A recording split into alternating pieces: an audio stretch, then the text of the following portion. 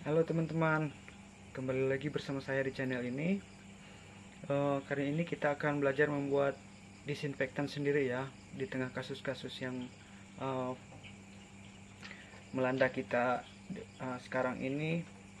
Ada banyak kebutuhan yang sangat mendasar untuk kita selalu bisa dapat menjaga menjaga kesehatan. Nah, dari kejadian ini mungkin orang-orang juga mencari alternatif yang baik dan mudah didapat untuk membuat uh, semacam proteksi diri ya dari kuman-kuman dan virus-virus gitu. Nah, ada opsi yang sangat memungkinkan buat kita yang tersedia di pasaran yang bisa kita buat dengan mudah. Nah, jadi bahan-bahan yang kita butuhkan adalah yang ada di sekitar kita aja. Jadi kayak air putih gitu, air bersih maksudnya. Terus kemudian bahan-bahan pembersih pakaian atau pembersih lantai gitu yang mengandung klorin ya. Bahan-bahan yang mengandung klorin itu terdapat dari berbagai produk apapun mereknya yang menggunakan bahan klorin itu bisa dipakai. Kebetulan sekarang kita akan menggunakan salah satu dari merek tersebut. Nah, kita akan melihat masing-masing apa aja yang kita bisa pakai supaya bisa menjadi disinfektan produk kita sendiri ya.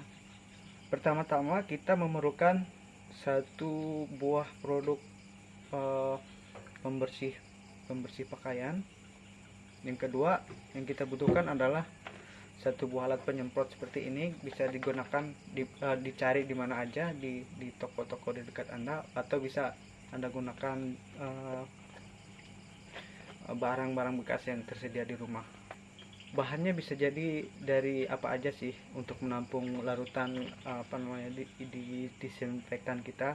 Tapi yang kita butuhkan adalah alat penyepray ya. Kalau disemprot itu kan lebih irit segala macam gitu. Jadi lebih irit dan lebih luas jika kita buat menyemprot ke permukaan yang ingin kita inginkan. Ketiga, tentu aja alat ukur. Kalau ada yang belum paham, belum hafal betul ukuran-ukuran seperti saya, bisa dibantu dengan alat seperti ini. Dia akan sangat membantu untuk mengukur bahan-bahan yang kita butuhkan nanti. Nah, jadi dari berbagai referensi, bahkan juga dianjurkan oleh WHO, campuran dari larutan klorin itu harusnya 5% dari jumlah air yang akan kita gunakan. Jadi, misalnya di sini saya punya uh, sebuah tabung, sebuah botol ini. Uh, Dia memiliki kapasitas 1 liter, jadi 1000 ml. Nah, kalau kita pengen membuat larutan klorin itu, larutan disinfektan, kalau kita pengen membuat sebanyak 1 liter, uh, harusnya cairan pemutih itu dicampur sebanyak 100 ml ya. Dia akan menjadi 5% pengenceran dalam satu botol ini. Jadi ingat, pencampuran itu harusnya 1:100 ya. Kalau misalnya kita pengen ini tadi membuat 1 liter disinfektan, airnya cukup kita pakai 900 ml dan larutan si klorinnya 100 ml, jadi akan menjadi 1000 ml. Oke, kita mulai saja membuat cairan disinfektan kita. Di sini saya hanya akan membuat sebanyak 500 ml saja.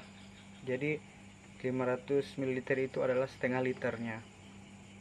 Nah, saya tidak pengen membuat lebih banyak karena mungkin nanti terlalu banyak dan nggak efektif, karena dia katanya cairan disinfektan ini hanya efektif setelah penyemprotan itu 30 menit sampai 1 jam aja. Kemudian harus dilakukan penyemprotan ulang lagi. Kalau kita campur lebih banyak, saya belum juga tahu kalau itu apakah ada penelitian apa enggaknya. Jadi mungkin supaya lebih hemat, lebih irit, dan mungkin lebih efektif, kita bikin dikit-dikit aja. Jadi Untuk 500 ml ini saya kira-kira butuh 50 ml cairan pemutihnya dan 450 ml air bersih ya. Kita akan mulai mencampurnya. Oke, sekarang saya punya sekitar kurang lebih 400 ml air di gelas ukurnya.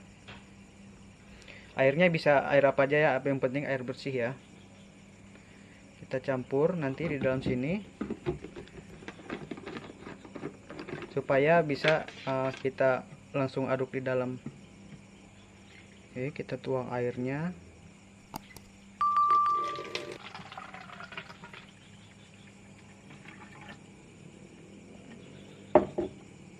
Sekarang kita ukur si larutan ini, larutan klorinnya sebanyak 50 ml ya.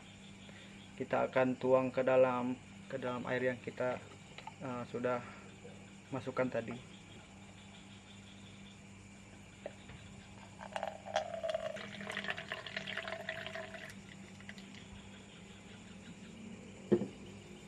Kira-kira ini cukup 50 ml. Kita akan langsung masukkan ke dalam air yang tadi ya.